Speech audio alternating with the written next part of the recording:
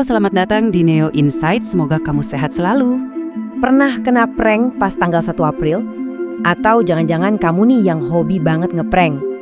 Entah kamu jadi korban atau jadi pelakunya, kita semua setuju kan tanggal 1 April itu emang hari yang spesial buat iseng-isengan. Tapi pernah kepikiran gak sih, kok bisa ya ada satu hari khusus di mana kita seolah-olah dapat izin buat bohong dan ngerjain orang lain?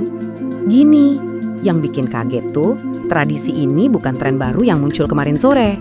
Umurnya udah lebih dari 500 tahun. Serius, kamu gak salah dengar, 5 abad loh.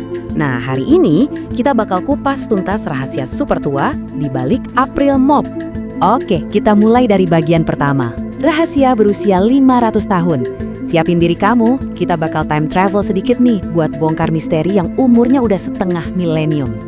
Jujur aja ya, asal-usul April Mop itu sebenarnya agak misterius. Gak ada satu catatan sejarah yang bener-bener pasti gitu. Tapi ada satu teori yang paling populer dan paling diterima banyak orang.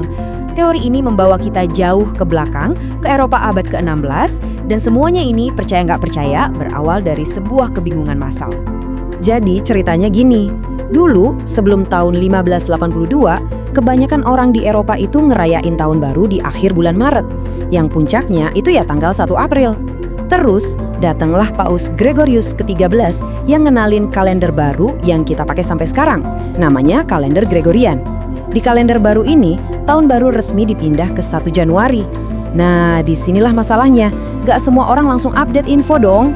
Nah, orang-orang yang telat dapat info ini, yang masih kekeh ngerayain tahun baru di bulan April, akhirnya dapat julukan. Mereka inilah yang disebut April Fools pertama. Ya, kasarnya sih orang-orang bodoh di bulan April. Mereka dianggap jadul dan kudet banget karena nggak ngikutin perubahan kalender. Dan dari sinilah semuanya dimulai.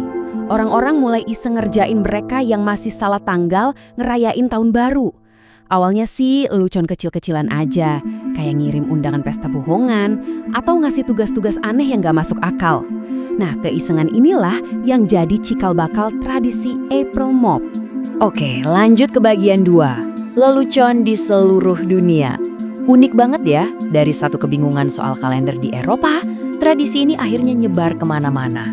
Dan yang seru, tiap negara punya cara mainnya sendiri. Yuk kita intip beberapa contohnya. Misalnya nih, di Prancis, ada yang namanya Poisson d'Avril atau ikan April. Anak-anak di sana suka diam-diam nempelin gambar ikan dari kertas ke punggung temennya. Lucu ya? Beda lagi kalau di Inggris. Di sana ngeprank cuma boleh sampai jam 12 siang. Kalau kamu ngeprank lewat dari jam itu, malah kamu yang dianggap the fool. Kalau di Jepang, leluconnya lebih subtle. Biasanya muncul di berita-berita unik di media. Kalau dipikir-pikir, ini agak mirip ya sama selera humor di Indonesia yang suka main plesetan atau tebak-tebakan receh. Dan ya, tentu aja, di zaman sekarang, April Mop udah berevolusi lagi. Udah bukan sekedar iseng-isengan antar temen doang. Sekarang brand-brand gede, media, sampai influencer pun ikut-ikutan.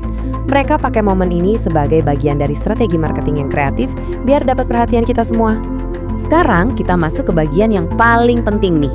Bagian 3, lucu versus keterlaluan. Kenapa ini penting? Soalnya di era digital sekarang, di mana berita bohong atau hoax bisa nyebar lebih cepat dari kilat, garis batas antara lelucon yang seru sama prank yang bahaya itu jadi tipis banget.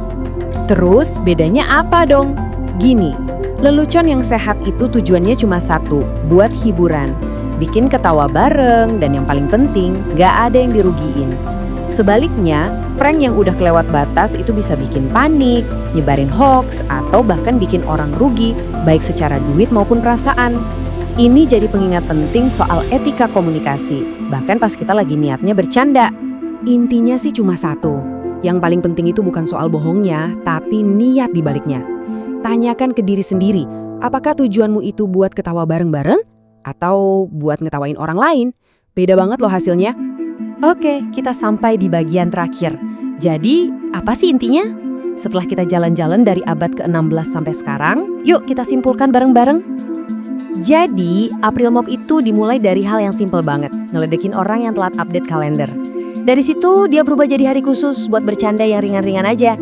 Sampai akhirnya jadi fenomena global kayak sekarang. Mungkin ya, tradisi ini bisa bertahan selama ini karena kita semua pada dasarnya butuh sedikit waktu buat ketawa dan main-main bareng. Setuju nggak? Nah, sekarang giliran kamu. Setelah dengerin semua ini, jujur deh, kamu lebih sering masuk tim mana? Tim tukang prank yang otaknya penuh ide jahil, atau tim korban yang pasrah tapi selalu kena? Nggak peduli kamu tim mana, aku yakin pasti ada cerita seru. Coba dong, share di kolom komentar cerita Aprilmu paling lucu, paling apes, atau paling epic yang pernah kamu alamin. Terima kasih sudah menyimak. Jangan lupa untuk like, subscribe, dan bagikan ke teman-temanmu.